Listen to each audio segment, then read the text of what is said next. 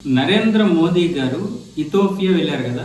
Jordan, woman, Ethiopia మొత్తం 3 దేశాలు వెళ్ళారు. ఈ 3 దేశాలు కూడా తటస్థంగా ఉన్నాయి, ఇస్లాం కంట్రీలో తటస్థంగా ఉన్నాయి. మొత్తం 40 దేశాల్లో కొత్తగా వాణిజ్యం నెరపాలనే ఉద్దేశంతో మన విదేశాంగ శాఖ అంతా కూడా చాలా ప్రయత్నాలు చేసింది. దానికి ఇప్పుడు నరేంద్ర మోదీ గారు ఏమొచ్చేసి ఈ 3 దేశాలు వెళ్లాల్సి వచ్చింది. ఈ 3 దేశాలతో వాణిజ్య ఒప్పందాలు జరిగాయి. దాదాపు $20 బిలియన్ జరిగాయి ఈ 3 దేశాలతో కలిపి. అయితే ఇథోపియన్లు అక్కడ వందే మాత్రం ఆలపించారు. వందే మాతరంకి 150 సంవత్సరాలు అయిన సందర్భంగా భారతదేశం పార్లమెంట్ లో 2 రోజులు చర్చలు జరిగాయి. అయితే ఈ 2 రోజుల చర్చల్లో కాంగ్రెస్ కనీసం ఆలపించకపోగా సపోర్ట్ కూడా చేయలేదు.